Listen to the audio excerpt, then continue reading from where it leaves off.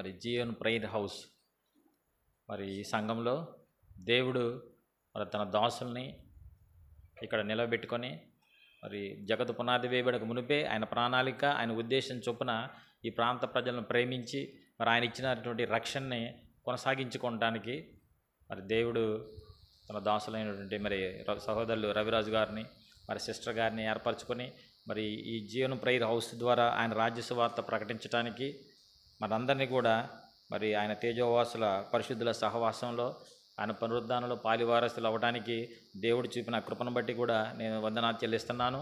అదే రీతిగా ఇటు సహవాసంలో పాలిభోగసులు అవ్వడానికి దేవుడు నాకు చూపిన కృపను బట్టి మరి నా కుటుంబ పక్షాన మరి దేవుడికి ప్రత్యేక వందనాలు, మరి సంఘమంతటికి కూడా ప్రత్యేక వందనాలు నేను తెలియజేస్తూ ఉన్నాను.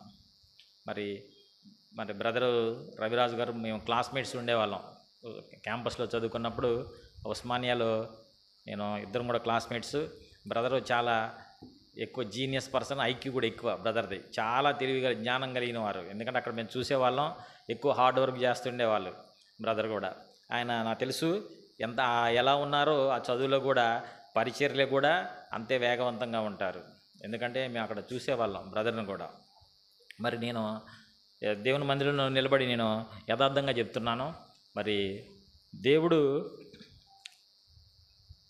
మా దేవుని యొక్క సన్నిధిని అనుభవించడానికి, ఆయన స్వరాన్ని వినడానికి ఎప్పుడు ఒక యథార్థవంతమైనటువంటి జీవితాన్ని కోరుకుంటూ ఉంటాడు.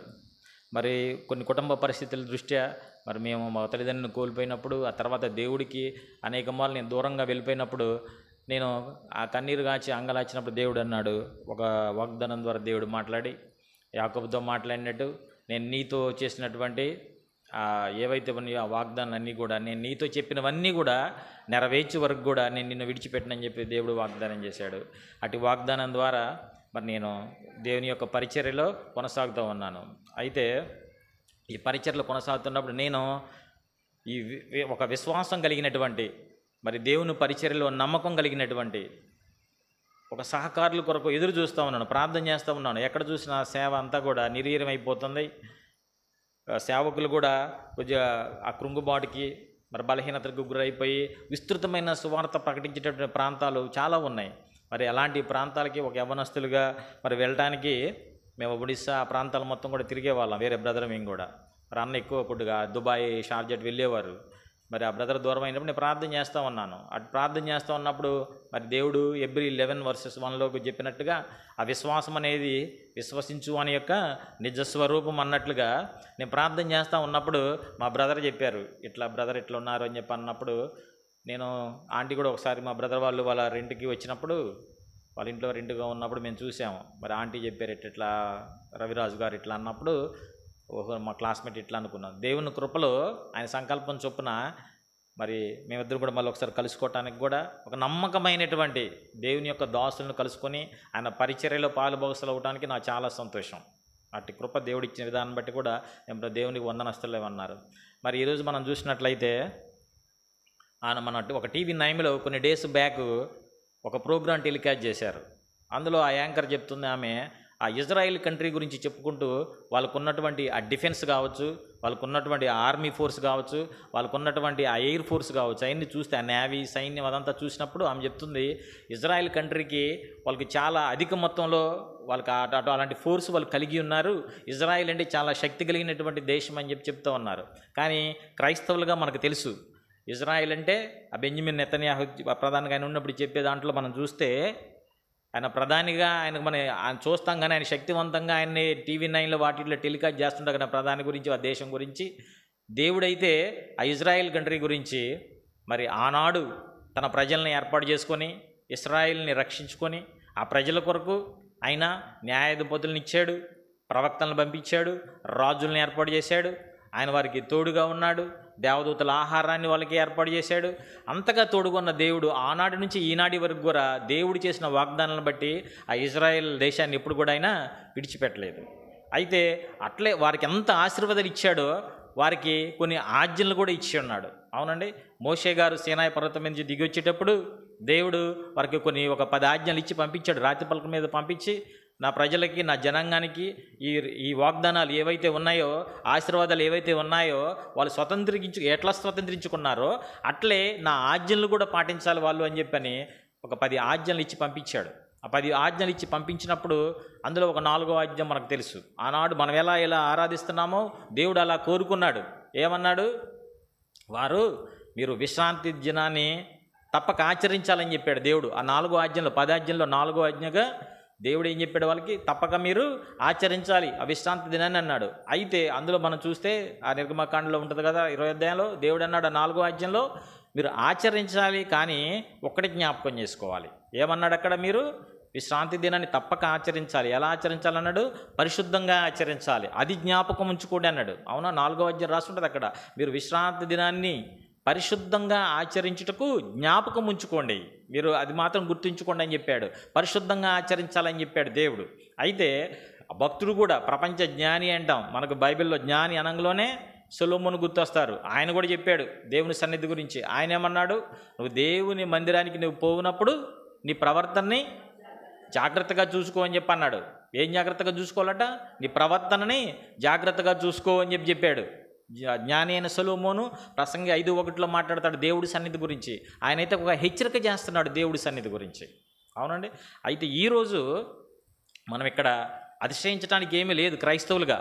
ఈరోజు మనం ఇక్కడ సజీవులుగా ఉండి దేవుణ్ణి ఆరాధించగలుగుతున్నామంటే ఆయన కృప, ఆయన కనికరం, ఆయన కరుణ వాత్సల్యతలు తప్ప మనం అతిశయించడానికి ఏమీ లేదు. అందుకనే ఆ దావీదు దేవుని యొక్క హృదయానుసారుడు అని పిలువబడేటప్పుడు దావీదు అంటాడు, ఆయన 123 కీర్తనలు అంటాడు 2వ వచనంలో, ఆయన ఒక దాసుడి యొక్క కళ్ళు యజమానుడి చేతి వైపు చూస్తాయట. ఒక దాసుడు ఏం చేస్తాడు? ఒక పనివాడు ఏం చేస్తాడు అంటే తన యజమానుడి యొక్క చేతి వైపు చూస్తాడట. ఒక స్త్రీ అయితే, ఒక దాసి అయితే ఆమె కన్నులు ఎటువైపు ఉంటాయట? యజమానురాలి చేతి వైపు ఉంటాయట. అందుకే దేవుడు మనకేమంటున్నాడంటే, మనమైతే ఎట్లా అన్నాడట? మన కన్నులట ఆయన కనికరం కొరకు, ఆయన కనికరం మనకు చూపేంత వరకు కూడా మన దృష్టి ఎటువైపు ఉండాలట? ఆయన వైపు ఉండాలట.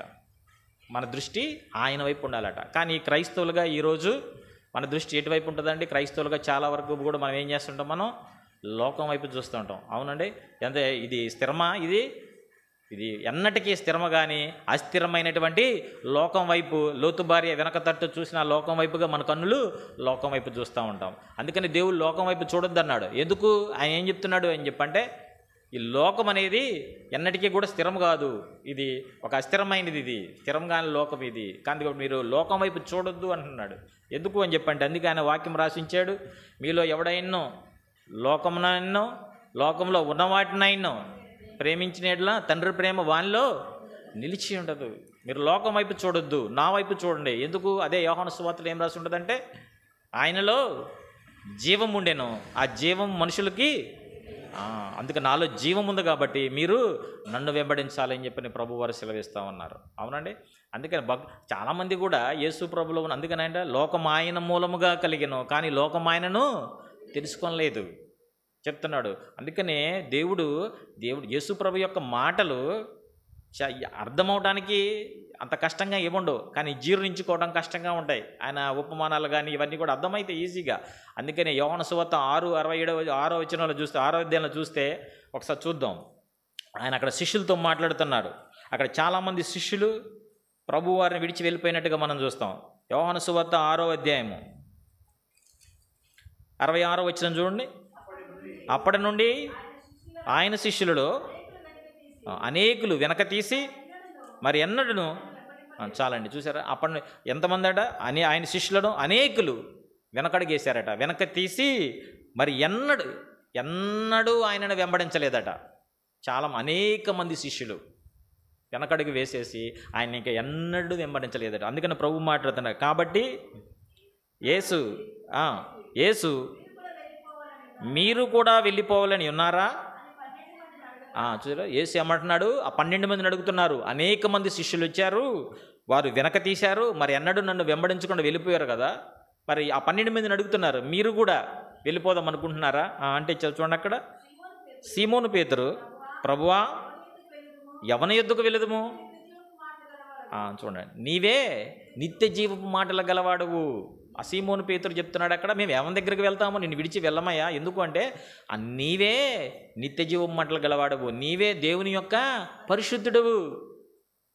ప్రభువును గురించి అక్కడ ఆ పేతురు భక్తుడు సెలవిస్తూ ఉన్నాడు. అవునండి, ఆయన చెప్తా. అందుకని క్రిస్టియన్ లైఫ్ అంటే ఛాలెంజింగ్ లైఫ్. ఇది చాలామంది శిష్యులు వెనక్కి వెళ్ళిపోయారు యేసు ప్రభువుని వెంబడించకుండా. ఇది లోకమంతా కూడా క్రైస్తవ్యం వైపే చూస్తుంది. ఆ సేవకుడు ఏం చెప్తున్నాడు, ఆయన యూట్యూబ్లో అన్ని డిబేట్స్, ఆ డిబేట్స్లో ఏం మాట్లాడుకో, అసలు సేవకులు ఏం చేస్తున్నారు, అన్నీ వాళ్ళకి ఎక్కువైపోయినాయి మొత్తం కూడా. ఎందుకంటే ఈ క్రైస్తవుల వైపే అందరి చూపు ఉంది. అందుకని ఒక క్రైస్తవ జీవితం అంటేనే ఒక ఛాలెంజింగ్ లైఫ్గా అయిపోయింది. కానీ మనకి ఇటీవల చూస్తూ ఉంటాం, మనకి ఈ గిన్నిస్ బుక్ ఆఫ్ రికార్డ్స్ కూడా ఈ మధ్య ఏం చెప్పారంటే, ఎక్కువ ప్రభావశీలమైనటువంటి వ్యక్తుల్లో యేసు ప్రభు చాలా ప్రప్రథమైన వాడు అని చెప్పని ఆ గిన్నిస్ బుక్ ఆఫ్ రికార్డులో కూడా వాళ్ళు రిలీజ్ చేశారు. చాలా ప్రభావశీలి అటువంటి వ్యక్తి ఎవరైనా ఉన్నారు అంటే ఆ ప్రప్రథమైన వారు యేసుక్రీస్తు వారు అని చెప్పని ఆ గిన్నిస్ బుక్ ఆఫ్ రికార్డ్స్ కూడా వాళ్ళు రిలీజ్ చేసినట్టుగా మనం చూస్తూ ఉన్నాం ఇటీవలగా కూడా. ఎందుకు అని చెప్పి, ఎందుకు అట్లా ఎంత ప్రభావశీలి అయినంటే యేసు ప్రభు యొక్క 11 మంది శిష్యులు కూడా ఏం అయిపోయారండి, హతసాక్షులు అయిపోయారు. అవును, ఆయన క్రూరంగా హింసించి చంపేశారు యేసు ప్రభు శిష్యుల్ని, ఆ 11 మందిని కూడా. వారు హతసాక్షులు అయిపోవటానికి కూడా, అలా మరణించడానికి కూడా వాళ్ళు అంగీకరించారు. అంత క్రూరంగా వాళ్ళు చంపివేయబడుతున్న 11 మంది శిష్యుల్లో 2-3 చంపిన తర్వాత వరుసగా చంపుకుంటూ వెళ్తూ ఉంటే వాళ్ళు తెలుసు చంపేస్తారని, వారి మరణాన్ని హతసాక్షులుగా అవ్వటానికి కూడా వాళ్ళు అంగీకరించుకున్నారు. అంతగా యేసుక్రీస్తు వారు ప్రభువారు అంతగా ప్రభావశీలయ్యారు. అంత గొప్ప దేవుడు మనం ఈరోజు జీవం కలిగింది. ఆయన పేతురు చెప్పినట్టు నిత్య జీవం మాటలు కలిగిన వాడు, ఆయనలో జీవం ఉంది కాబట్టి. అందుకని ప్రపంచవ్యాప్తంగా ఈరోజు అధిక సంఖ్యలో క్రైస్తవ్య మతం ఎందుకు ఉంది చెప్పి, క్రైస్తవులు ఎందుకు ఉన్నారు అని చెప్పంటే, ఆయన యేసుక్రీస్తు వారు ఎలాంటి బోధ చేశారో ఆ బోధకు అనుగుణంగానే ఆయన జీవితాన్ని చూపించగలిగారు. అందుకని ఈరోజు ప్రపంచవ్యాప్తంగా క్రైస్తవ మతం అంత అధికంగా ఉంది. ఆయన యేసు ప్రభువు చెప్పాడు, నేనే మార్గము సత్యము జీవము, నా ద్వారా తప్ప తండ్రి యొద్దకు ఎవడు వెళ్ళలేరు, రాలేడు అంటున్నాడు. అంటే యేసుక్రీస్తు చెప్తాడు, నేనే మార్గము, నేనే సత్యము, నేనే జీవము అని చెప్పని అంటారు. మనం చూస్తే ఆ ఫ్రీడమ్ ఫైటర్ ఉంటాడు ఆయన, గాంధీ గారు. ఆయన అంటాడు, సత్యమేవ జయితే, సత్యమే ఆయుధం అంటాడు. అవునండి, సత్యమే ఆయుధం, సత్యమేవ జయితం. ఆ గాంధీ ఫొటోస్ దగ్గర చిన్నపిల్లల స్కూల్స్ రాసి ఉంచుతారు. ఆయన అన్నాడు, truth is the weapon, truth leads to victory. సత్యమే ఆయుధం, సత్యమేవ జయితే అని చెప్పి అంటాడు. కానీ అక్కడ చూసారా, ఆయన నేనే సత్యం అన్నాడు. ఆయన చెప్పలేరు. ఎందుకంటే యేసుప్రభు మాత్రమే, ఆయన బోధలు మాత్రమే అంతగా ప్రభావశీలం అవడం కారణం ఏంటంటే, ఆయన ఏది బోధించారో దాన్ని తన జీవితంలో ఆయన చూపించగలిగారు. కాబట్టి అంతగా ప్రభావశీలైనటువంటి దేవుడు ఈరోజు మనతో మాట్లాడుతున్నాడు.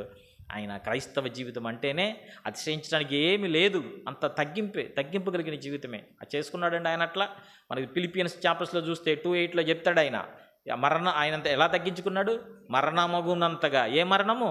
సిలువ మరణమగునంతగా తన్ను తాను, అక్కడ రాసుంటుంది ఫిలిపియన్స్ 2:8, ఫిలిపి 2:8 మరణమగునంతగా, తన్ను తాను మరణమగునంతగా తగ్గించుకున్నాడు. అవునండి, అందుకనే ఆయన చెప్పాడు, తను తగ్గించుకున్నవాడు. అవునండి, ఆయన తగ్గించుకునే దాని తర్వాత వచనాల్లో చూస్తే 9-10 వచనాల ఫిలిప్పిలో ఆయన హెచ్చించబడినట్టు ఉంటుంది. దేవుడు తన కుమారుని హెచ్చించాడు ఉంటుంది. అతను తగ్గించుకున్నాడు కాబట్టి, ఆ సిలువ మరణం అయ్యేంతగా తగ్గించుకున్నాడు కాబట్టి ఈరోజు ఆయన ఈ రీతిగా హెచ్చించబడ్డాడు. కానీ మన క్రైస్తవులైన మనకు కూడా అలాంటి తగ్గింపు జీవితం కలిగి ఉండాలి. మరి హెబ్రోన్లో భక్త సింగ్ గారిని చూస్తే మనం చూసిన వారం కాదు, కానీ మేము చూడనప్పటికి కూడా ఒక హెబ్రోన్ అంటేనే ప్రైమరీగా అట్లా మనకి ఒక ప్రేయర్, ఫస్ట్ థింగ్ అంటే ప్రేయర్ ఉంటుంది, సెకండ్లీ డిసిప్లైన్. అవునండి, మీకు తెలుసు, మీ హెబ్రోన్లో ఉన్నవారే మీరు. అలాంటి భక్తి జీవితాన్ని కలిగినటువంటి పరిశుద్ధుల సహవాసంలో మనం ఉండటం కూడా చాలా గొప్ప ఆధిక్యత అది. కానీ దేవుడు చెప్తున్నాడు, ఈరోజు క్రైస్తవులకు మనం అతిశయించడానికి ఏమీ లేదు. ఎందుకంటే తానే పరిశుద్ధమైన దేవుడు, సజీవుడైన దేవుడు, నిత్య జీవం మాటలు కలిగిన వాడైన దేవుడు సిలువ మరణమగునంతగా తగ్గించుకున్నాడు. అందుకే ఆయన ఎలా తగ్గించుకున్నాడో ఆ ఇన్ఫ్లుయెన్సే ఆ శిష్యుల మీద పడింది. ఆ శిష్యులు కూడా అదే రీతిగా తగ్గించుకొని అలాంటి మాదిరి మనకు చూపించారు. యేసు ప్రభు యొక్క మాదిరే శిష్యులు కూడా వాళ్ళు తగ్గించేసేసుకొని అలాంటి మాదిరిని మనకి ఈరోజు చూపించారు. మనము కూడా ఆ శిష్యులు, ఆ ప్రభువుని మన మాదిరి చూసుకునే మన జీవితాల ద్వారా ఇతరులకి కూడా ఒక మాదిరికరమైన జీవితం జీవించాలి, ఇతరులకు ఒక సాక్షులుగా జీవించాలి. అదే క్రైస్తవ్యం. కాబట్టి ఈరోజు మనం చూసిన కొంతమంది భక్తులను మనం చూస్తే మన జాన్ ది బ్యాప్టిస్ట్ అంటాం మనం కదండి. బాప్తిజం ఇచ్చి యోహాను గురించి మనం తెలుసుకుంటాం. ఆయన మత్తయి సువార్త 3వ అధ్యాయం ఆయన గురించి రాయబడి ఉంటుంది. ఎవరో జాన్ ది బాప్టిస్ట్ ఎవరైనా ఆ జకర్యా ఎలిజబెత్ల కుమారుడు, యేసు ప్రభు కంటే ఒక 6 నెలలు పెద్దోడు ఆయన, అంతే. అయితే ఆయన యేసు ప్రభుకి బాప్తిజం ఇచ్చాడు. అవునండి. యేసు ప్రభు గలిలీ నుంచి వస్తాడు, యోర్దానికి వస్తాడు. ఎవరితో బాప్తిజం తీసుకోవటానికి? జాన్ ది బాప్టిస్ట్ యోహాన్తో తీసుకోవటానికి. అందుకని ఆయనకి పేరు ముందు, యోహానికి ముందు బాప్తిజం ఇచ్చి యోహాన్ అని పెడతారు. ఆయన ఎవరికి బాప్తిజం ఇచ్చాడు? యేసు ప్రభు వారికి బాప్తిజం ఇచ్చాడు ఆయన. అందుకని ఆయన బాప్తిజం ఇచ్చి యోహాన్ అని చెప్పానంటాం.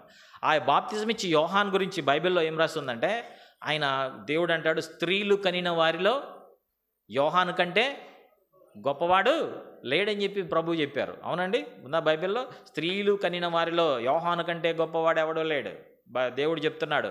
అదే యోహాను గురించి దేవుడు ఏం చెప్తున్నాడు? మార్కు సువార్త 5వ అధ్యాయం 20వ వచనం చూడండి ఒకసారి. మార్కు సువార్త 5వ అధ్యాయం 20వ వచనం.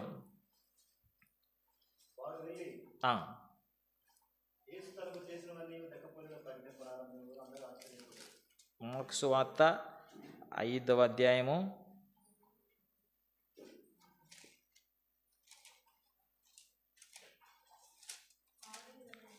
అండి 6 నేను మీ అది యోహాను నీతిమంతుడును పరిశుద్ధుడును, ఎక్కడ రిఫరెన్స్ అని? 6:20, 6 క్షమించాలి, 4:20 కాదు, 6:20. యోహాను ఎవరట? నీతిమంతుడును. చాలండి. యోహానట నీతిమంతుడు పరిశుద్ధుడు. ఈ నీతిమంతుడు పరిశుద్ధుడు అని చెప్పి చెప్తూ దేవుడు అంటున్నాడు, కోట్ చేస్తున్నాడు, స్త్రీలు కనిన వారిలో యోహాను కంటే గొప్పవాడు లేడు అని చెప్పి దేవుని వాక్యం సెలవిస్తూ ఉంది. ఆయన నీతిమంతుడట, ఆయన పరిశుద్ధుడట. ఇతను ఏం చెప్తున్నాడు? ఆయన అడుగుతున్నాడు, పరిసయ్యులు సద్దుకాయలు వచ్చి, ఎందుకు నువ్వు క్రీస్తువా, నువ్వు ఏలియావా, నువ్వు ప్రవక్తవా అంటే కాదు అంటున్నాడు యోహాను. మరి ఎందుకు నువ్వు బాప్తిజం ఇస్తున్నావు నువ్వు కానప్పుడు అన్నప్పుడు ఆయన అంటున్నాడు, నేను మీకు నీళ్ళతోనే బాప్తిజం ఇచ్చుచున్నాను, కానీ నా వెనక వచ్చేవాడు నాకంటే శక్తివంతుడు, ఆయన మీకు పరిశుద్ధాత్మతోనూ అగ్నితో బాప్తిజం ఇస్తాడని చెప్తున్నాడు. ఆయన చెప్పుల మోరను మోయటానికి కూడా నేను పాత్రుని కాను. ఎంత తగ్గించుకుంటున్నాడండి ఆయన. ఎవరట యోహాను? ఎవరు? ఒక నీతిమంతుడు పరిశుద్ధుడైనటువంటి వాడు యేసు ప్రభుకి ఏమి ఇచ్చాడు? బాప్తిజం ఇచ్చాడు ఆయన. అవునంటే యోర్దాను నదిలో బాప్తిజం తీసుకోవడానికి వచ్చాడు యేసు ప్రభు యోహాను ద్వారా. అలాంటి యోహాను గారు చెప్తున్నాడు, ఆయన నాకంటే నా వెనక వచ్చువాడు శక్తిమంతుడు, నేను శక్తివంతుడు కాదు, నా వెనక వచ్చుచున్నవాడు శక్తివంతుడు. ఆయన చెప్పులు మోయటానికి కూడా నేను పాత్రును కాదు. ఎంత తగ్గింపగలిగిన జీవితాన్ని చూస్తున్నామండి జాన్ ది బాప్టిస్ట్. అందుకని ఆయన మళ్ళాగా చెప్పడు. ఆయన వాక్యం ఎక్కడికి వెళ్ళింది? అడవిలోకి వెళ్ళిపోయింది. ఎక్కడున్నాడు ఆయన? అడవుల్లో తిరుగుతూ ఉన్నాడు. యెషయా చెప్పినాడు, ప్రవచనం నెరవేర్పులాగా ప్రభువు మార్గము సరళం చేయడం చెప్పి కేకవేకే ఒక శబ్దంలాగా ఆయన అడవుల్లో తిరుగుతూ ఉన్నాడు. ఆయన మళ్ళా ప్రైజ్ దాడు చెప్పడు, సర్పసంతానమా అని చెప్పి అంటాడు, అంతే. పిలిచిన మీ ఉగ్రత నుంచి తప్పించడానికి మీ బుద్ధి చెప్పిన వాడు ఎవడని చెప్పినట్టు చూస్తూ ఉన్నాం బైబిల్లో. అందుకనే ఆ జాన్ ది బ్యాప్టిస్ట్ గురించి చెప్తే ఆయన దేవుని యొక్క ఆ ప్రసన్నతని, ఆ శక్తిని ఆయనకు అప్పటికే తెలియదు ఇంకా క్రీస్తు వస్తారని చెప్పని, కానీ ఆయనకి బాప్తిజం ఇచ్చాడు. కానీ ఆయన చెప్తున్నాడు, నా వెనక వచ్చుతున్నవాడు నాకంటే శక్తివంతుడు, ఆయన చెప్పులను మోయటానికి కూడా నేను పాత్రను. ఎంత తగ్గింపు జీవితం అండి.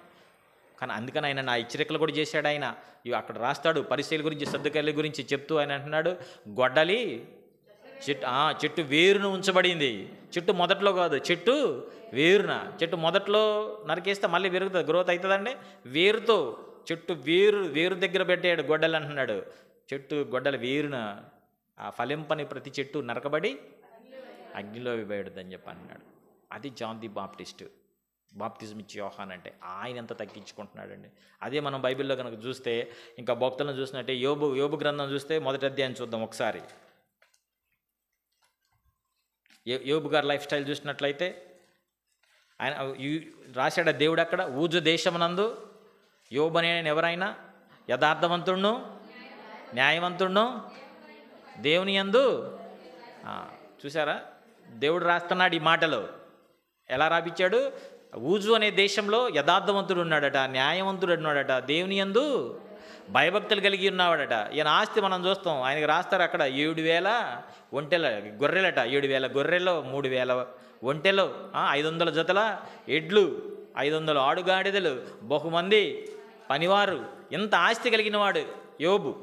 ఆయన గురించి దేవుడు రాపిస్తున్నాడు, ఆయన యథార్థవంతుడట, న్యాయవంతుడట, దేవుని యందు భయభక్తులు కలిగిన వాడట.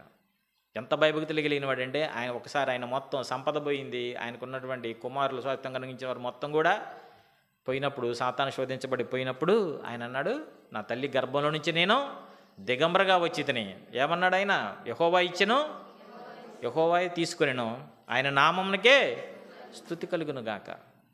వామ్మ చూసారా, ఒకసారి అబ్రహాం లైఫ్ స్టైల్, వాళ్ళంతా భక్తులు ఎలా అయ్యారండి వాళ్ళు. అబ్రహాం కూడా చూశారు, ఇస్సాకుని బలి ఇయ్యాలన్నప్పుడు మోరియా పర్వతమే తీసుకెళ్ళి బలి ఇవ్వడానికి తీసుకెళ్ళేటప్పుడు ఫస్ట్ ఒక మనిషిని, తన కుమారుడిని, మనకు పుట్టిన పిల్లల్ని చంపేయడం అంటే ఏంటండి, ఫస్ట్ ఇస్సాకుని తీసుకెళ్లాలంటే అబ్రహాము అక్కడ బలిగా అర్పించడానికి ముందు తన గుండెల్లో చంపేసుకున్నాడు. అంతేనండి, హృదయంలో చంపేసుకుంటేనే మనం నిజంగా బలి అర్పించగలం. ఇక్కడ చూసారా, ఈయనకున్నటువంటి 10 మంది సంతానం మొత్తం కూడా కోల్పోయాడు. అయినా అంటున్నాడు, యెహోవా నామమునకే స్తుతి కలుగును గాక. అలాంటి భక్తులు వాళ్ళంతా, అలాంటి భక్తి జీవితం. దేవుడు ఏమంటున్నాడు, యథార్థవంతుడు ఆయన అంటున్నాడు, న్యాయవంతుడు అంటున్నాడు, ఆయన భయభక్తులు కలిగిన వాడు అంటున్నాడు. దేవుడు రాపిస్తున్నాడు యోబు గురించి. మరి యోబు ఏమంటున్నాడు, 40వ అధ్యాయం ఒకసారి 4వ వచనం చూద్దాం. యోబు గ్రంథము 40వ అధ్యాయం 4వ వచనం. చిత్తగించము, చాలండి అబ్బా, చాలండి ఆ మాట. వామ్మో, ఏమంటున్నాడు ఆయన, చిత్తగించము, నేను మా యోబు చెప్తున్నాడు అన్నమాట, నేను నీచుడను. ఏమంటున్నాడు అక్కడే దేవుడితో అంతకుముందు అంటే, నేను నీతో మాట్లాడలేను ప్రభువా, నేను చిత్తగించు ప్రభువా, నేను నీచుడను. యోబు చెప్పే మాట. యోబు గురించి మీకు బైబిల్లో చదువుకునే ఉంటారు. యోబు అంటే సమస్తం పిల్లలంతా కోల్పోయినప్పుడు ఆయన నామమునకే స్తుతి కలుగునుగాక అని చెప్పినటువంటి భక్తుడు. ఆయన చెప్పే మాట ఏంటి అంటే, నేను నీచుడను. ఎంత తగ్గించుకుంటున్నాడండి ఆయన. ఏం క్రైస్తవం ఇది, ఎలాంటి భక్తులండి వాళ్ళు. ఈరోజు మనం ఏమంటాం, సూపర్. అవునండి, మన లైఫ్ స్టైల్ ఏమంటారు, క్రైస్తవుడు అంటే వాడు కొద్దిగా ఇట్లా అయిపోయారంటే అంత మన జీరో వాళ్ళతో కంపేర్ చేసుకుంటే. ఎలాంటి క్రైస్తవ జీవితాన్ని వాళ్ళు ఎంత తగ్గింపు జీవితాన్ని జీవించారు. ఇలాంటి క్రైస్తవ్యాన్ని బయట పొట్రైట్ అవ్వలేకపోవడానికి కారణం ఏంటి అంటే, సంఘాల్లో ఏక మనసు, ఏకాత్మ లేక, ఆ భారం లేక, ఆ పరిచర్య గురించిన భారం లేక, సంఘాలన్నీ కూడా బయట ఏకతాటికి వచ్చి ఏక మనసు కలిగి ఆ ఏకమైనటువంటి ఆ పరిశుద్ధమైన భక్తి జీవితంతో సంఘాల్లో గనక ఆరాధనల ద్వారా మరి అనేక ప్రాంతాల్లో గనక ప్రజల్ని, అన్ని జనుల్ని దేవుని వైపు మరల్చాలి అని చెప్పంటే, యేసు ప్రభు ఏ విధంగా ప్రభావితం చేశాడో శిష్యుల్ని, ఆ శిష్యులు ఏ విధంగా ప్రభావం అయిపోయి వాళ్ళు ఒక సాక్ష్యాన్ని చూపించగలిగారు. అట్టి సాక్ష్యాన్ని మనం ఈరోజు కలిగి ఉంటే దేవుని నామానికి మహింపరచడానికి అనేక మందిని సంఘాల్లో చేర్చబడతారండి. కాబట్టి అట్ట ఆధిక్యతలోకి ఈ సంఘము, అట్టి మరి ప్రార్థన విశ్వాసం మీద కూడా ఈ సంఘం కట్టబడాలని చెప్పి కూడా నేను ఎంతో ప్రభు పేరట మరి మీ అందరికి కూడా విజ్ఞప్తి చేస్తూ ఉన్నాను. అయితే క్రైస్తవ జీవితాలు ఇంకా చూసినట్లయితే యోబు భక్తుడే కాదు, ఆయన ఒక యేసుప్రభు యొక్క జనన విధానం గురించి, యేసుప్రభు పుట్టక ముందే కొన్ని వేల సంవత్సరాల క్రితమే ఆయన యెషయా అనేటువంటి భక్తుడు కూడా ప్రవచించాడు. ఏమని చెప్పాడు ఆయన, ఇదిగో కన్యక గర్భవతి అయి ఆయనకి ఏ పేరు పెడతారట, ఇమ్మానుయేల్ అని పేరు పెడతారు ఆయన తన ప్రజలను వారి పాపం నుంచి రక్షించును. ఆయన పెడతాడు కదా, ఆలోచనకర్త, నిత్యుడగు తండ్రి, సమాధానకర్త అని చెప్తాడు. ఆయనకి ఆ పేర్లన్నీ పెడుతూ ఇలాంటి పేర్లతో పిలువబడాలని చెప్పని ఆ ప్రవక్త ప్రవచిస్తాడు యేసుక్రీస్తు వారి జన్మ విధానం గురించి. ఆయన అంటున్నాడు, ఒక ప్రవక్త క్రీస్తు జననం గురించి ప్రవచించినటువంటి ప్రవక్త మనకి 6వ అధ్యాయం 5వ వచనం చూస్తే ఏమంటున్నాడు, యెషయా గ్రంథం 6:5 చదవండి. నేను అయ్యో, ఏ పెదవులు, ఒక ప్రాఫిట్ అయిన యేసుక్రీస్తు యొక్క జనన విధానం గురించి ప్రవచించినటువంటి ప్రవక్త ఏం ప్రకటిస్తున్నాడు, నేను అయ్యో అపవిత్రమైన పెదవులు గలవాడును. ఒక ప్రవక్త చెప్తున్నాడండి ఆ మాట. కానీ ఈరోజు క్రైస్తవులు ఏం చెప్తాడు, ఏమన్నా ఉందండి. భక్తులు, యోబు భక్తులు ఎలా తగ్గించుకున్నాడు, జాన్ ది బాప్టిజం ఇచ్చే యోహాను ఎలా తగ్గించుకుంటున్నాడు, యెషయా ఎలా తగ్గించుకుంటున్నాడు. క్రైస్తవ్యంలో ఎలాంటి తగ్గింపు కలిగిన జీవితం జీవించాలి. కాబట్టి ఈరోజు దేవుడు మనకి ఇంకా నీలో ఉందేమో తగ్గింపు, కానీ దేవుడు ఆయన వాక్యం ద్వారా మనం సంధిస్తున్నప్పుడు ఇంకా మనలో ఇంకా ఎలాంటి తగ్గింపు అవసరమైనది ఒకసారి మనం పరీక్షించుకొని వారు ఉండాలి. ఇంకా మనం చూస్తే బైబిల్ గ్రంథంలో చూస్తే మనం ఆ పౌలు భక్తుని చూస్తే ఒకసారి 2 కొరింథియన్స్ 11th చాప్టర్ చూద్దాం. 2 కొరింథీయులకు రాసిన పత్రిక 11వ అధ్యాయము.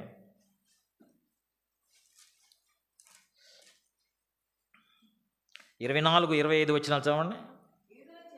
యూదుల చేత 5 మారులు, ఒకటి తక్కువ 40 దెబ్బలు తిన్నాడట. చూడండి, ఈయన పౌలు భక్తుడు చెప్తున్నాడు, యూదుల చేతట ఒకటి తక్కువ 40, అంటే 39 దెబ్బలు 5 సార్లు కొట్టారట.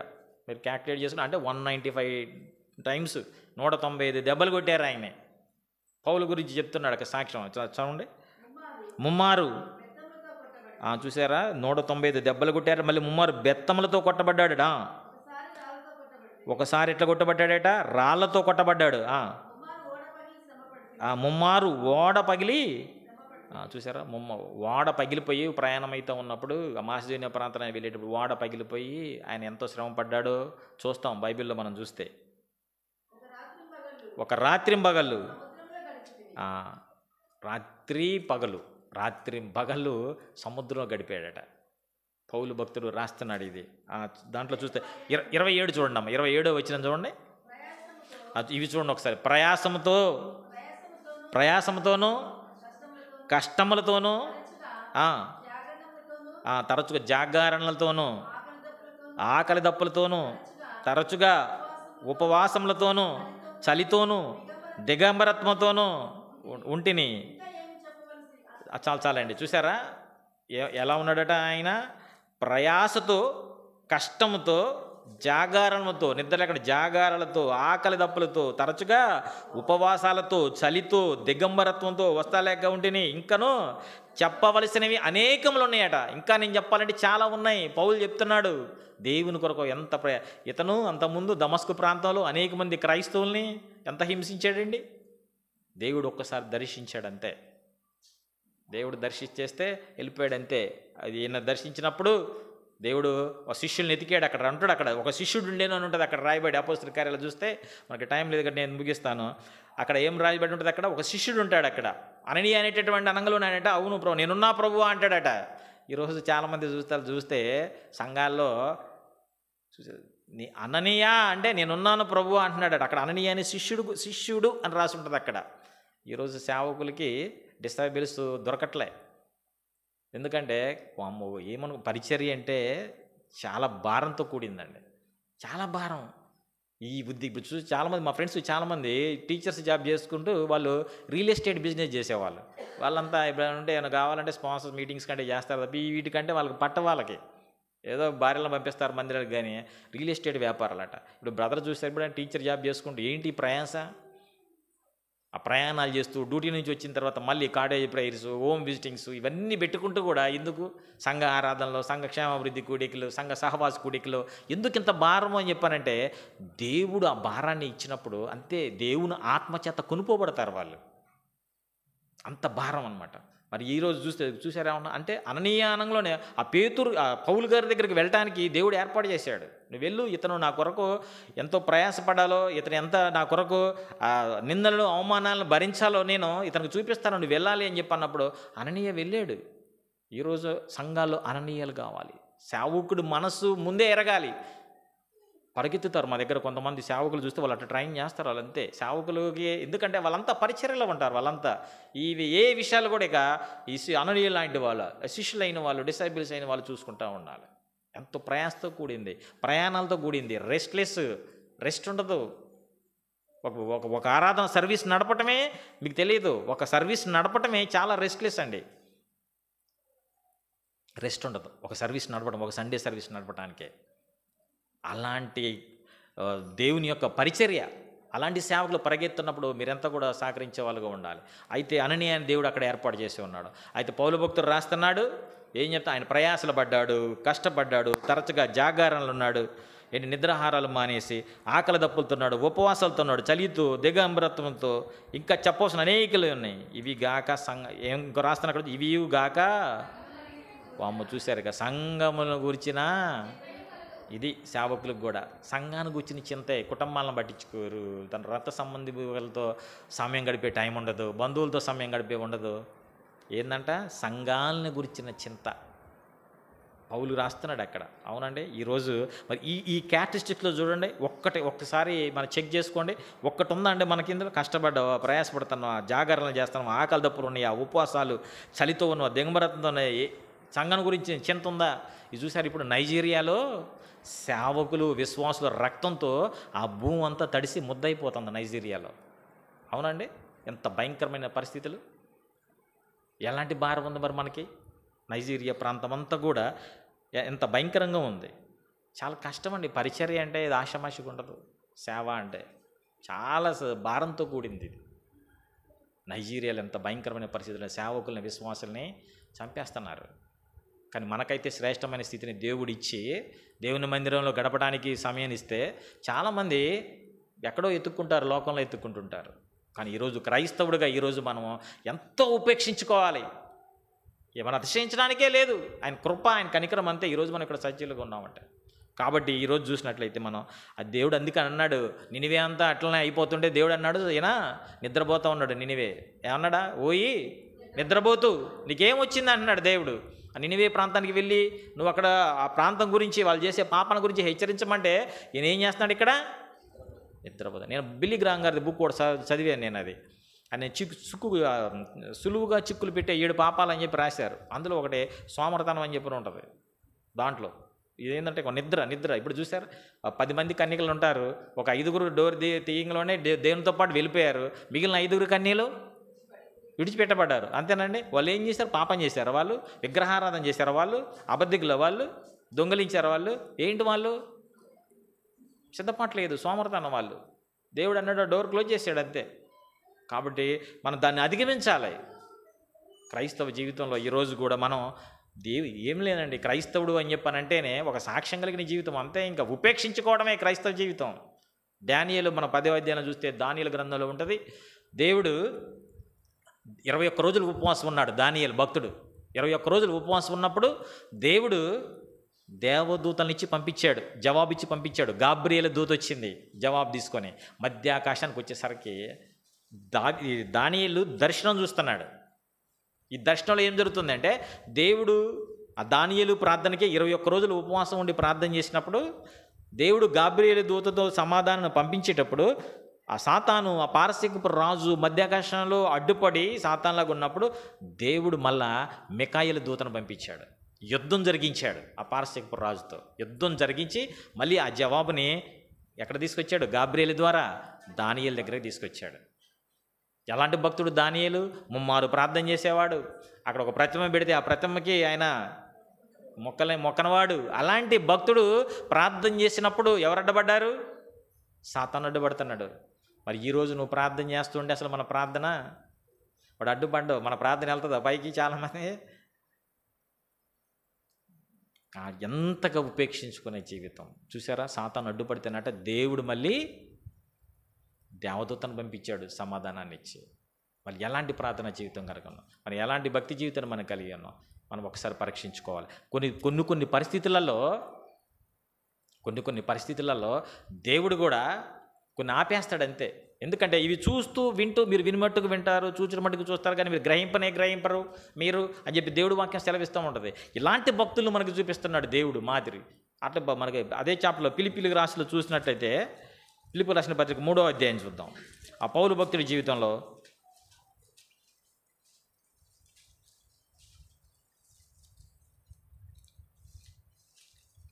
3వ అధ్యాయం 7వ వచనం. ఏవేవి నాకు లాభకరములై ఉన్నవో క్రీస్తు నిమిత్తం. చూసారా? అతనికి ఏవేవి లాభంగా ఉన్నాయో అవి క్రీస్తు నిమిత్తం ఎలా ఎంచుకున్నాడట? నష్టంగా ఎంచుకున్నాడట. తనకి ఏవి లాభములు అంటే తనకి ఏవైతే లాభకరంగా ఉన్నాయో, శ్రేష్టంగా ఉన్నాయో అవి క్రీస్తు కొరకు నష్టంగా ఎంచుకున్నాడట. ఆ తర్వాత వచ్చిన చదవండి.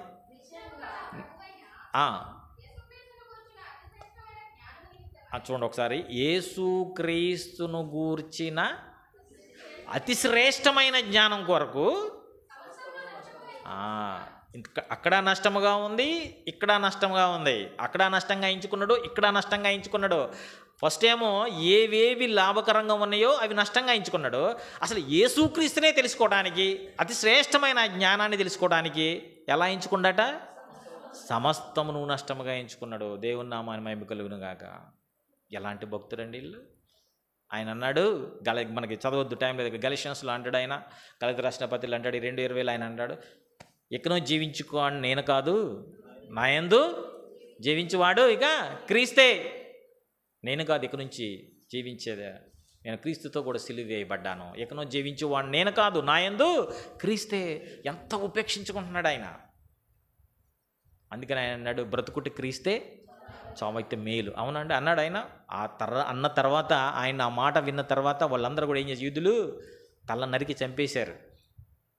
మన జాతరలో మేకపిల్ల నరికినట్టు నరికితే పుచ్చకాయలు అయితే పడిపోయింది పౌలు గారి తల. హతసాక్షి అయిపోయాడు ఆయన, దేవుడి కొరకు హతసాక్షి అయిపోయాడు. అలాంటి భక్తులు ఉన్నారు. మరి ఈరోజు క్రైస్తవ్యంలో సంఘాల్లో ఎంత రోషం కలిగిన పరిచర్య ఉంది, ఎంత తగ్గింపు కలిగిన జీవితంతో మన పరిచర్యని, దేవుని పరిచర్యని భారంగా మనం ముందుకు తీసుకుని వెళ్ళాలి. కానీ కొన్ని పరిస్థితుల్లో దేవుడు వింటూ మనం గ్రహించుతూ కూడా వాటిని మనం గ్రహింపకుండా ఉంటే ఆ హృదయ చెవిని, అందుకని అన్నాడు ఆయన, అందరికీ అవి అర్థం. అందుకని ఆయన ఏమన్నాడు, ఆత్మ చెప్పు సంగతులు చెవి గలవాడు వినుగాక. లేవా చెవులు లేవు అందరికీ? దేవుడు ఏం చెప్తున్నాడు, ఆత్మ చెప్పే సంగతులు చెవి గలవాడు వింటాడట. అంటే చెవి అంటే అక్కడ మనస్సుతో గ్రహించగలిగే వాళ్ళు కావాలి. ఈరోజు నువ్వు దేవుని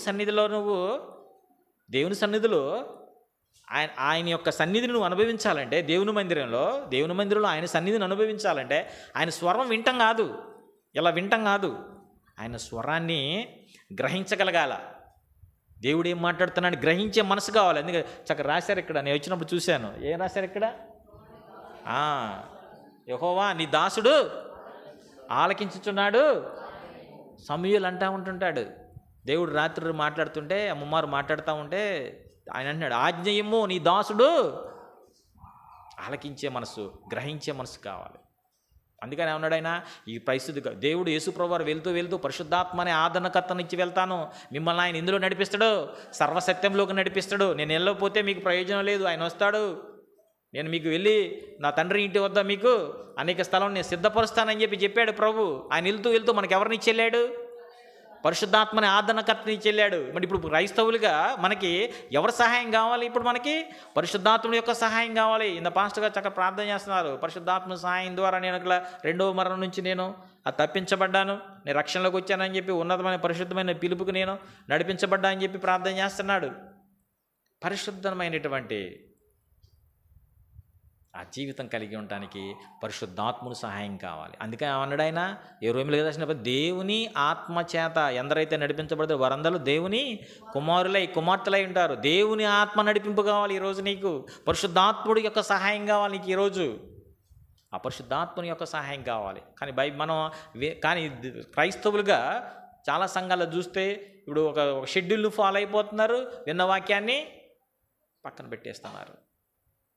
కానీ ఈరోజు దేవుడు మనతో మాట్లాడుతున్నాడు, క్రైస్తుడుగా నువ్వు ఉపేక్షించుకొని భక్తులు జీవించిన జీవితాన్ని, క్రీస్తు మాదిరి చూపిన జీవితాన్ని, ఆ భక్తులైన వారు మనకు మాదిరి చూపించినటువంటి జీవితాన్ని ఈరోజు మనం కలిగి ఉండే దేవుణ్ణి. అందుకని ఆయన నన్ను ఆరాధించేవారు ఎలా? ఆత్మతో. వాళ్ళకైతే పెట్టాడని చెప్పుకున్నాం కదా, వాళ్ళకైతే విశ్రాంతి దినాన్ని ఏం చెప్పాడు ఆయన? పరిశుద్ధంగా ఆచరించమన్నాడు. మనం ఏం చెప్పుకుంటాం? మనకిప్పుడు ఇది పునరుద్ధాన దినము, క్రీస్తు పునరుద్ధానుడే ఆదివారం లేచాడు, ఇది మన పునరుద్ధాన దినంగా మనం ప్రకటించుకుంటాం. కాబట్టి ఈ పునరుద్ధాన దినాన్ని అందుకే ప్రభు ఏమన్నాడు? ఆత్మతో సత్యంతో ఆరాధించమన్నాడు. కానీ దాని నుంచి మనం వెనక వైపు వెళ్ళామంటే, వెనక తట్టు చూసామంటే దేవుడిచ్చేటటువంటి ఆ శ్రేష్టమైనటువంటి ఆశీర్వాదాలు కావచ్చు, అన్నిటిని కూడా మనం దూరం అయిపోతాం, దేవునికి దూరంగా జీవించేస్తాం. అందుకని మనం చూస్తే ఇర్మియా భక్తులతో మన దేవుడు మాట్లాడుతున్నాడు. ముగిద్దాం ఈ వచనాలతో. ఇర్మియా గ్రంథం చూద్దాం ఒకసారి. ఇర్మియా 1వ అధ్యాయము 7వ వచనం చదవండి. యెహోవా నాకు ఇలాగు సెలవిచ్చెను, నేను బాలుడిని అనవద్దు, నేను నిన్ను పంపు వారి యొద్దకు నీవు పోవలెను, నీకు ఆజ్ఞాపించిన సంగతులన్నీ చెప్పవలను. నీవు పోవలను, నీకు ఆజ్ఞాపించే సంగతి నేను నీకు ఏవి చెప్తున్నానో అవి నువ్వు పోయి చెప్పాలి. నువ్వు బాలుడిని అనొద్దు, నువ్వు చిన్నవాడిని అనొద్దు. ఎందుకంటే నువ్వు గర్భంలో నువ్వు రూపింపక మునిపే నా కన్నులు నిన్ను చూశాయి, నేను నిన్ను ప్రతిష్ఠ చేసేసాను, జనములకి నీకు ప్రవక్తగా ప్రతిష్ఠ చేసేసాను, నువ్వు వెళ్ళాలి, నువ్వు బాలుడిని అనొద్దు, నేను చెప్పినవన్నీ వాళ్ళకి నువ్వు చెప్పాలని చెప్పి అంటున్నాడు. ఎవరితో? ఇర్మియాతో దేవుడు మాట్లాడుతున్నాడు. నువ్వు వెళ్ళాలి అని చెప్పి అన్నాడు, నువ్వు బాలుడిని అనొద్దు అని చెప్తా ఉన్నాడు. కాబట్టి దేవుడు వెళ్ళమని చెప్తున్నాడు. ఇశ్రాయేలీయులు అప్పుడు పాపం వైపు తిరిగినప్పుడు, లోకం వైపు తిరిగినప్పుడు దేవుడు మళ్ళీ వాళ్ళని ప్రేమించడానికి, వాళ్ళని చక్కదిద్దడానికి, వాళ్ళని సరిచేయడానికి మళ్ళీ ఇర్మియాని వెళ్ళమని చెప్తూ ఉన్నాడు. ఒకసారి చూస్తే అదే ఇర్మియా గ్రంథంలో 7వ అధ్యాయం 16వ వచనం చూద్దాం. కాబట్టి చూడండి, కాబట్టి నీవు ఈ జనము కొరకు చూసారా, దేవుడేమో వెళ్ళమన్నాడు ఇర్మియాని. ఇప్పుడు ఇర్మియాతో ఏం మాట్లాడుతున్నాడు? కాబట్టి నీవు ఈ జనము కొరకు ప్రార్థన చేయకము, ప్రార్థన చేయొద్దు, వారి కొరకు మొర్ర పెట్టద్దు, ప్రార్థన అయినా చేయకు, నన్ను బ్రతిమాలు కొనవద్దు. చూసారు చూడండి, ఇక ఇర్మియాని దేవుడు ఏర్పాటు చేసుకున్నా అని చెప్పాడు. బాలుండనొద్దు, నువ్వు వెళ్ళాలి, నేను చెప్పిన సంగతులన్నీ కూడా నువ్వు వాళ్ళకి ప్రకటించాలి అని చెప్పాడు. అదే ఇర్మియాతో దేవుడు ఏమంటున్నాడు? వాళ్ళ కొరకు నువ్వు ప్రార్థన చేయొద్దు, మొర్ర పెట్టవద్దు, నన్ను బ్రతిమలాడొద్దు, నేను నీ మాట. ఎందుకు అంటే వాళ్ళ అబద్ధం వైపు, వాళ్ళ లోకం వైపు, వాళ్ళ విగ్రహారాధన వైపు తిరిగిపోయారు. అందుకని అంటాడు, ఇర్మియాకు పేరు ఉంటుంది, విలాప ప్రవక్త అని. అవునండి, దేవుడి మాట అన్నాడని నువ్వు నాకు ప్రార్థన చేయొద్దు, నేను నీ మాట విన్నాడని ఆయన విలపిస్తాడు. ఆయన ఏడ్చి ఏడ్చి ఏం ప్రభు అన్నప్పుడు మళ్ళీ దేవుడు ఆ ఇర్మియా ద్వారా మళ్ళీ ఆ జనాంగాన్ని రక్షించుకున్నట్టుగా చూస్తాం. ఏం లేదండి, క్రైస్తవ్యం అంటే చాలా ఛాలెంజింగ్ లైఫ్ అంతే. సొలొమోను గురించి తెలుసు మీకు, ఆయన ప్రపంచ జ్ఞాని అంటారు. అవునండి, షాబాదేవి రాణి వచ్చి చూసిందంట, ఆయన జ్ఞానం గురించి తెలుసుకోవడానికి వచ్చిందంట. సొలొమోను జ్ఞానం గురించి తెలుసుకోవడానికి. ఆయన జ్ఞానవంతుడు అంటే బైబిల్లో మన క్రైస్తవులు ఏం చెప్తాం? సొలొమోనే, ఇంకో నేముందా ఇంకా లేదు. ఇక సొలొమోనే జ్ఞానవంతుడు, మొదటి స్థానం. ఎంత భయంకరం అంటే అసలు చదువుతుంటే బైబిల్లో ఆ విశ్వాసుల వీరుల చరిత్రలో చూస్తే, ఎబ్రిల్ రాసిన పత్రికలో చూస్తే 11వ అధ్యాయంలో జ్ఞానవంతుడైనటువంటి మొదటి స్థానంలో ఉన్నాడు సొలొమోను, చివరి స్థానంలో లేడు. అసలు లేదు ఆయన పేరు విశ్వాసుల జీవిత చరిత్రలో లిస్టులో. ఎంత భయంకరం! ఇసురు కొట్టాడు దేవుడు. అందుకని ఆయన అంటాడు, సూర్యుని కింద అన్నీ చూసి వచ్చా చెప్తున్నాడు ఆయన, సూర్యుని కింద సమస్తము ఇది వ్యర్థమే. అప్పుడు తెలిసింది ఆయనకు అన్నీ కూడా వ్యర్థమయ్యా ఇదని చెప్తున్నాడు ఆయన. అసలు ఆయన పేరు తీసేసిండు దేవుడు విశ్వాసుల వీరి జాబితాలో. అవునా? కాబట్టి మనం ఈరోజు క్రైస్తవులుగా ఉపేక్షించుకోవాలి. క్రైస్తవులుగా మనం ఉపేక్షించుకొని నిజ దేవుణ్ణి ఆరాధించడానికి హృదయపూర్వకంగా మన హృదయాలు సిద్ధపరచుకుంటా. అందుకని ఆయన అన్నాడు, అది చాలా మీనింగ్ ఉంటుంది అందులో, ఆత్మతో సత్యముతో ఆరాధించాలని చెప్పని. ఆనాటి శిష్యులు యేసుప్రభువును వెంబడించిన వారు అలాంటి జీవితాన్ని చూపించే మాదిరిగా వాళ్ళు హతసాక్షులై మనకు చూపించారు. ఈరోజు నువ్వేం హతసాక్షి అవసరం లేదు, ఆయన సాక్షిగా జీవిస్తే చాలు మనం. అవునండి, ఇప్పుడు చాలామంది ఇప్పటికీ కూడా అవుతున్నారు, చంపేస్తున్నారు ఎక్కడికెక్కడ క్రైస్తవుల్ని. కానీ దేవుడైతే మనకు శ్రేష్టమైన సమయాన్ని, మందిరాల్ని, మరి సేవకుల్ని మరి ఇచ్చి ఉన్నప్పుడు, మీకు అందుబాటులో ఉంచినప్పుడు, నాకు ఎబ్రోన్ నాకు చాలా, అందుకని సేవకులు పాట పాడినంటే కూడా నాకు ఎబ్రోన్ చాలా ఆ పాటలు కానీ, అందులో ఉన్నటువంటి సాహిత్యం కానీ, అందులో ఉన్నటువంటి ఆ వాక్యం ద్వారా లేఖనాల్లో ఉన్నటువంటి ఆ పదాల్లో ఉన్నటువంటి భావం కానీ చాలా నాకు సంతోషం అనిపిస్తుంది. అటువంటి శక్తి కలిగిన ఆరాధన, దేవుణ్ణి ఆరాధించడానికి ఒక సంఘంగా ఇక్కడ కూడుకున్న మనము చాలా శ్రేష్టమైన వారం ఈరోజు, ధన్యులం ఈరోజు మనం. కాబట్టి ఇంకనూ కూడా ఈ సహవాసము ప్రార్థన ద్వారా, విశ్వాసం ద్వారా బలపరచబడి మన జీవితంలో ఒక నూతనమైన కార్యాలు దేవుడు జరిగించలాగన మనందరి పట్ల దేవుడు కృప చూపినట్లు మనందరం కూడా మరి ప్రార్థనాపూర్వకంగా మన జీవితాన్ని సరి చేసుకునే వారిగా ఉండాలి. అట్టి కృప దేవుడు మనందరికీ దయచేయనుగా.